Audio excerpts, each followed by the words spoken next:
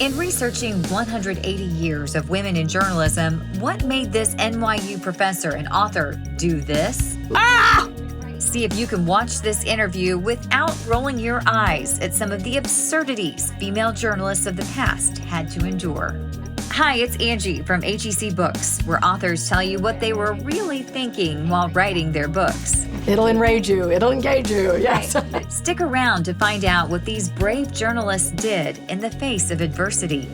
There's several pieces within the book when you're reading it, and you just kind of have to roll your eyes because it seems so absurd now. You write, a lot of times women would write these phenomenal pieces, and then the title would say, from a woman's perspective, or as a woman saw it. As a woman saw it. As a woman saw it. This goes on forever. I mean, that just never stops for the longest time. Someone like Virginia Cowles, who's covering the Spanish Civil War at an extremely wonderful level, and the headlines have to talk about her Blue Book Boston background, you know, society girl thing. It's really, it's really bad. So those are the parts that are like, ugh, you roll your eyes at it. What were the parts of the book as you were writing it that, you're taking your notes and you're writing a little bit, scribbling a little bit harder, rolling your eyes a little bit more as you were Someone taking the other notes. day said, what parts were crazy making for you? Crazy making, yeah. It makes you crazy. So a lot of things like that. There's the story of Melba Tolliver, who was a big local reporter in New York, television reporter, beautiful, charming, really great, and is assigned to cover Tricia Nixon's wedding, and had her hair shorn to a very, very tight natural. Mm-hmm. They cut her out of all the film. They told her she'd have to wear a scarf or change the hair. She declined. And somehow this got into the papers that the network had done that. And so she didn't get fired. I mean, nothing terrible happened to her. But she went on to have a really brilliant career in New York. But having that kind of moment. Yeah. That's a bad one. There's an episode in the Soviet Union with Eline Mosby, who's one of my favorite characters, someone I actually knew at the end of her life, the last years of her life. And she's a full-dress correspondent, the first woman sent to the Soviet Union as a correspondent for United Press.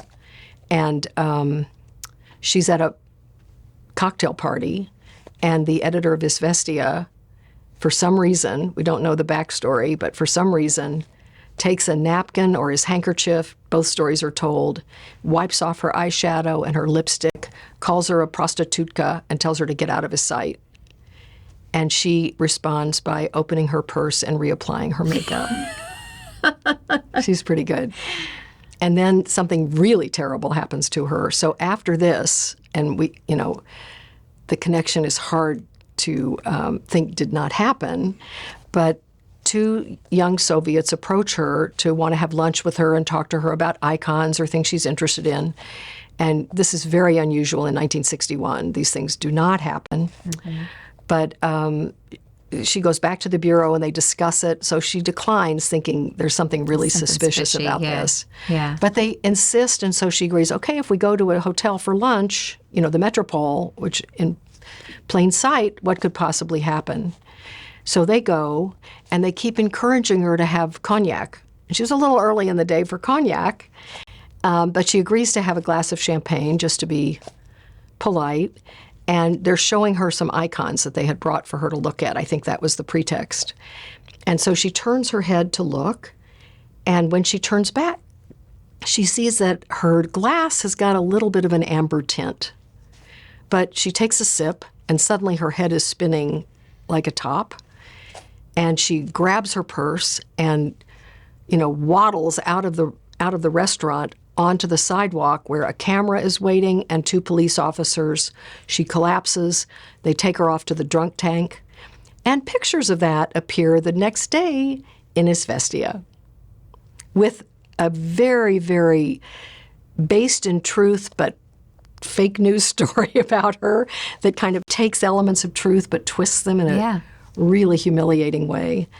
And her response to that, she was scheduled to leave the Soviet Union at that point after, I think, 3 years to go to Paris, which was her next assignment. And the bureau chief said, you can go now. And she said, nope. She stayed. Great characters. And that's the other thing that I just noticed was like the bravery of these women that just to stand in the face of that and say no. Well, think about World War II, where they were forbidden, and yet quite a few of them were not going to be forbidden. You were not allowed to go further forward to the front than the WACs or the nurses could go, which was way back. So women were being sent there as full-dress reporters. They were not there to do features. I mean, many were. I mean, most were. But there was a certain coterie who really were hardcore reporters, and they just were not having that and ignored it. They asked no favors and gave none, and that's the way they were spoken about. They were really, really hardcore and did fantastic work, really fantastic work. Yeah. One of the other things I thought was interesting that you talk about was the power coupling.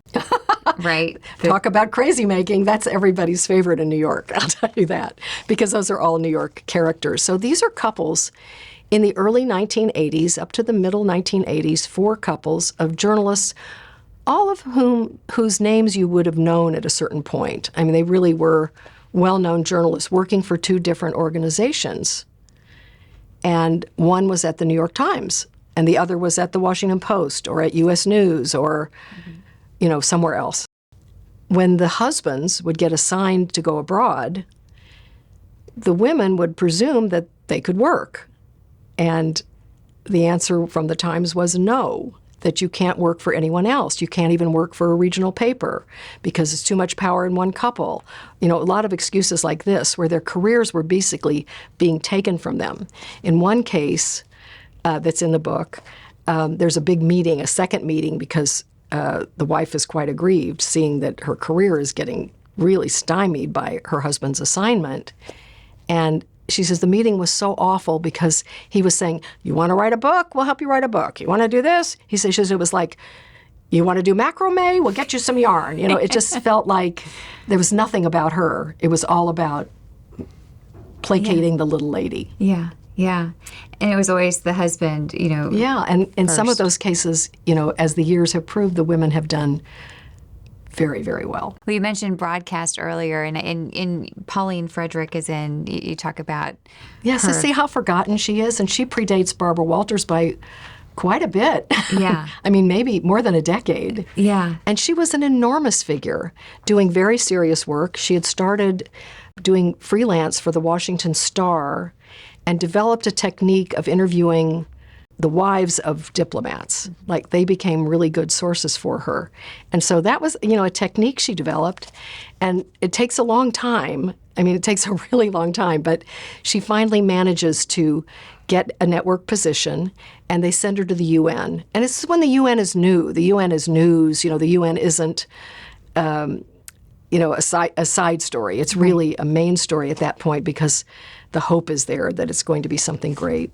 And so she does years and years at the UN, but also is a real figure in network television so early. And she was already, not young by the time she goes to TV. That's interesting to me, how many women get their big breaks and start to really have their careers energized in their 40s and beyond, which is kind of fantastic. You have a quote from Pauline that I thought was so great. She says, when a man stands up to speak, people listen, then look. When a woman gets up, people look, then if they like what they say, they listen. There you go. And she said that on many talks that she did. Yeah, this is like in the 1950s. Yeah. I mean, this is not so recent. So that's interesting to me, that all the issues have all been articulated. Thanks for watching, and check out part 3 of this interview where Kroeger discusses how she researched this book, plus some of her personal, sometimes infuriating experiences as an international journalist.